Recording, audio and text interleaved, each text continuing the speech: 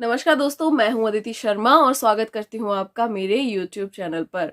तो आने वाला है भाई वीकेंड का वार, आज शूट हो जाएगा। तो आप लोगों को क्या लगता है कि जिस तरह से रुबीना हमेशा रुबीना को टारगेट किया गया है, और टारगेट भी क्या कहे उसको, कई बार उनकी गलतियां होती भी थी, कई बार नहीं भी होती थी, लेकिन सलमान हमेशा कुछ ना कुछ रुबीना को सुना के जाते थे। लेकिन ऐसा पिछले वीकेंड के वार में, जो लास्ट वीकेंड का वार था, उसमें ऐसा नहीं हुआ। और ऐसा क्यों नहीं हुआ ये मैं आपको बता चुकी हूं, क्योंकि रुबीना जब बहुत सारी चीजें घर में घट रही थी तो उन्होंने बिग बॉस से कहा कि अगर अगर इस बार भी सलमान मुझे टारगेट करते हैं तो मैं शो छोड़ दूंगी, मैं वॉलंटरी एग्जिट ले लूंगी। तो उस चीज का भाई इफेक्ट भी पड़ा है। और जो सलमान को जो स्क्रिप्ट थमाई जाती है, उस स्क्रिप्ट में रुबीना की सिर्फ प्रेज की गई है, और रुबीना की वजह से भाई अभिनव को भी डांट पड़ी है, लेकिन रुबीना को कुछ नहीं कहा गया। इवन जो सलमान एकदम से एक छोटी छोटी चीज पर भड़क जाते थे, जैसे ये चीज थी, ये चीज थी, तो वो सलमान जब रुबीना ने मुंह से वो लड्डू थूक दिया था, उस चीज पे भी उन्होंने कुछ नहीं बोला, क्योंकि मेकर्स ने बोलने के लिए नहीं कहा था। मेकर्स को भी लगा यार ये पगली है, ये चली भी जाएगी तो क्या कर लेंगे, ऐसा नहीं है कि रुबीना के पास पैसों की कमी है। तो ऐसा कुछ हुआ था। तो आप लोगों को इस बार क्या लगता है कि इस बार भी जो स्क्रिप्ट सलमान को थमाई जाएगी, उसमें भी रुबीना को डांटनी पड़ेगी? जिस तरह से रुबीना ने बहुत ही चालाकी के साथ टास्क खेला है घर में, तो आपको क्या लगता है कि रुबीना को कुछ कहा जाएगा, कुछ बोला जाएगा?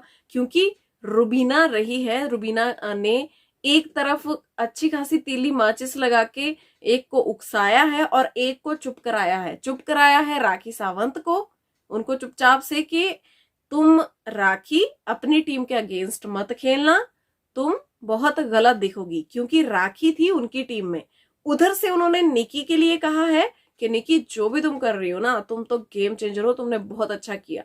वहां पे निकी अपनी टीम के अगेंस्ट खेल रही थी तो निकी सही थी, लेकिन राखी अगर रुबीना की टीम के अगेंस्ट खेलती तो राखी गलत दिखती। तो यहाँ पे फायदा किसको हो रहा था? रुबीना को। और स्टेटमेंट किसके चेंज हो रहे थे? वो भी रुबीना के। सेम टाइम पे उनके स्टेटमेंट दो बंदों के लिए अलग अलग थे। तो यहीं पे डिफरेंस दिखाई देता है, क्योंकि रुबीना सिर्फ चाहती थी कि रुबीना का फेवर हो एंड रुबीना को पॉइंट्स मिले, रुबीना जीते। लेकिन एंड ऑफ द डे हुआ क्या?